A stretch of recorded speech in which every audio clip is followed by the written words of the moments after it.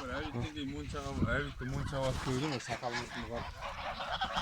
Мынау Бүйтіп өзін істепті, мазам болмайды. Мержан ағашымның өсіріп отқан қаздар. Неме, қазір қанша қаз бар мұнда? Камында 170 қаз бар. 170 қаз. Бұл қаладан алдыңыз ғой? Иә, бір айлық балапан кейінде алды. Анау, бір айлық балапан кейінде қаншадан алдыңыз? 1800-ден. Бір 1800 атты. Содан алып қазір 200 болды жалпы. 200 болды. Өлгені бар, не істеген.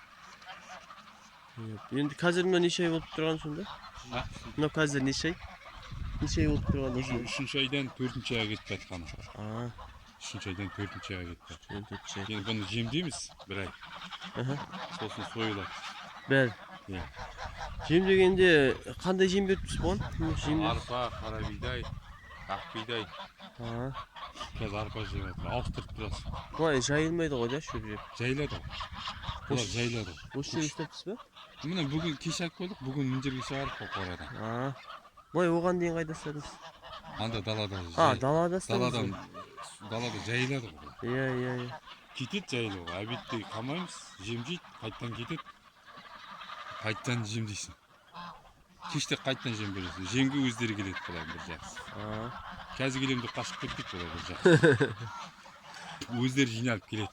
Легі-легімен. Бұлай қой сияқты да бөлінбейдісің бір-бірінен. Ана жерімде қой сияқты бірге жүреттісің. Бөлінеді. Үшкеу бірақ қалып қоймайды. Бірінен қалмайды да біз. Қазір келемді қашып кетпейді бір жақсы. Мына ақ қаздар неге бөлек? Ұясы бөлек болды. Бір-бірден қолдан алған. 12 бас бар жоқ.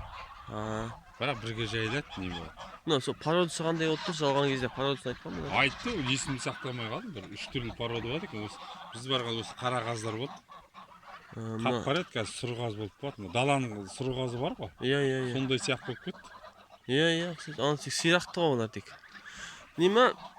Қайдан алып едіңіз сонда Оралда? Оралдан, біз бәсерден жігіттен алдық. Солай осылай қазбен айналысатын болып тұр да? Қаз, балапан, инкубатор, не. Күрке тауық, үйрек, қоян жоғадым келі осы құспен айналысады. Тауықтың 3 түрі, үйректің 2 түрі, қазын осы тек осы түрі қалған ба? Тауық не болар да, рыдан келетін? Қара тауық бар онда. Адилер? Адилер? Көк тауық па? Бір жана қадаға сұқтың? Көк шүндеу қара қыз. Көк шүндеу иә бітірі. Сондай жаман шығып кетті бір. Енді табысыңа кәсіп табыс қой енді бұл да өсіп сойып сатылса. 600-ден килограмм. Жылқын етімен бірдей. Иә. 1600-ден сатып жатыр килограмм. Ал 6 келі болса қазір. Қанша ақша шығады? 1600-ден есепте 1000 соққанда 5 келін 7500 бар. Иә. 5 келін 7500 бар. Күрке тауық көрмедің да? Күрке тауық аны үйдегілер асып жатыр. Жақсы мекен oldu. Ол не? Қаны тұшса адамға өсіп дей ме? Капризный болады дей ме? Иә. Болар енді. Олар да жалпы жайылады ғой. Иә, олар да жақсы жайылады ғой. Мыналар бір жақсы суға рахат. Суға түсіп жайылады, сосын судан әрі өтеді, бері өтеді. Қазір күзгі көк шыққалы бар ғой. Қой сияқты далаға жайылып кетеді бар ғой. Алда қошқар айдап кетсем, артымнан 5-6 қаз. Аналардан мыналардан қалып қоймай деп қараңғы түскенде ғой. Барын салып келатыр да. Қамап тастадым қаздың бәрін. Жазда ұзақ кеткен болып тұр ғой. Бірақ үйге келеді, қалай еткенде үйге келеді. Түлкі ит қуып кетпесе үйге келеді, қалай еткенде. Бұлай жауы көп па? Жауы күзен, қарсақ, түлкі, қарағұс. Қарағұс тиеді ме? Қарағұс тиеді. Үлкендер тиеді, анда-санда келді. Алып кететсің. Қазір күш жетпейтін бұларды? Әлі де алып кете ме? Шаны жоқ оларға. Әлі де бұларды ит Ақтөс еңбек. Ана итің бак жететін? Иә. Молодец, бұлай ақылды ит сияқты қойсы. Ақтөс кел. Түрі жақсы өзінің. Ақтөс күндіз анда ит жеті қазынан бір дейді, осы ит күндіз түні жауын қорғады. Осы ана қазды күзетеді де қарап та. Молодец. Түнде де күзеннен қарсақ, түлкі бәрін өлтірді сол жақта келді. адамды күшіктері күшті алдында бір жаңақада жүретін екі нән күшік ит деген аумайды өзінен бірақ нән ит жеті қазында деп кегін айтпайды ғой. Ана соңғы түйенің жүгі ауыр.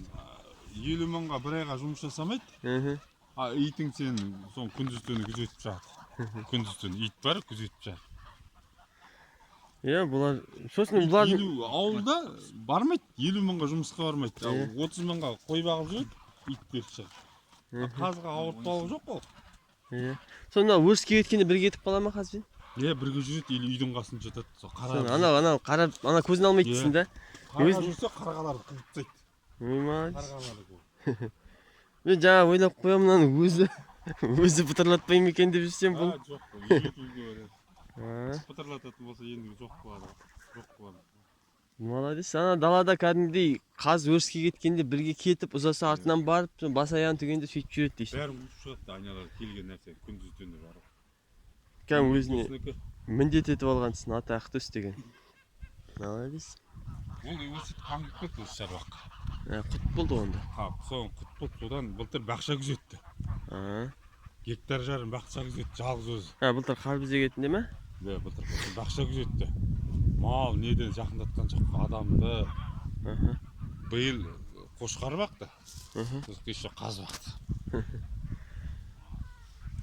Жақсы. Неме бақшаның да бақшаға не түседі? Жаңағыдай түлкіндер түсетін болады да, ол да? Мал келеді ғой. Мал бар ғой, иә. Мал өзен жағалап келеді, аңдып. Қарға да бар ғой. Қарға өз әлдіне ғой. Ол жоғарыдан келеді. Ол бәрін қуады. Борсық болды. Нені жеп кетеді. Қауын қарбыз жеп кетеді. Мәссайға да келген ғой сұңқар. Ителгілер бар, мына құстардың поведениесінен білесің, сұңқардан запыс болған көргесіндер көрініп тұр. Осылай келе ме? Енді мыналарға жем бар. Мыналарға Жемді кеште 2 мезгіл салып тастағанбыз, сосын тапсырмай тұр. Мыналар үлкен ғой, бұларға тимейтін шығар енді. Қазын асқазаны кішкентай болады екен жалпы, үйрек сияқты қомаға емес екен. Солар енді жайлап болса жем. Мына қазды семіртеді француздар.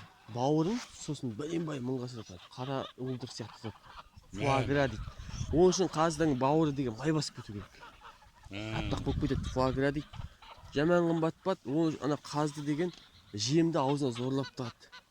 Еріксіз бе? Еріксіз тығады. Қаз деген кәдімгі аяғын баса алмай мамырлап тұрып семіреді. Сосын фуаграсын сатады. Қаздың бауыры немесе үйректің ішіне мускус үйректері деген бар. Индаутке сатады ғой. Соларды сөйтіп семіртеді. Солардың бауырын сосын фуагра деп сатады, өте қымбат. Ішке кіреді. Рахмет.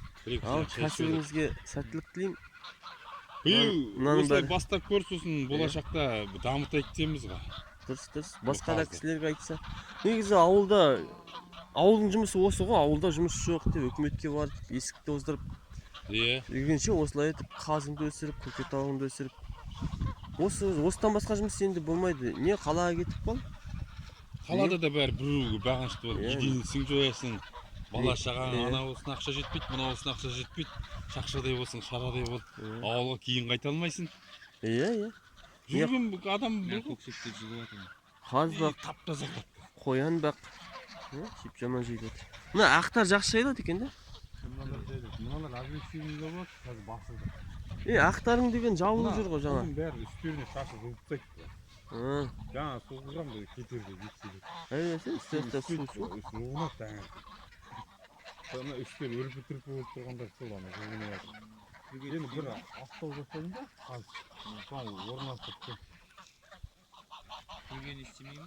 Күлген істеген, күлге апарған жоқпын, күлге де барған жоқ. Қазір бұлар ана өзен қатып жатыр, соған сүйттен салмағын түсіп кетеді ғой. Ойраққа моншаға түседі, сосын кеп тұрмайды. Тоңбай ма өзенде? Салқын ғой қазір. Кеше келді ғой. Ана мұқырға түсіп жүр ме? Иә, жағалауға. Өздері бәрі түсіп кетеді, су берсеңде ана сосын ана мойынды артқа қарай лақтырып тастайды, қазын жүн.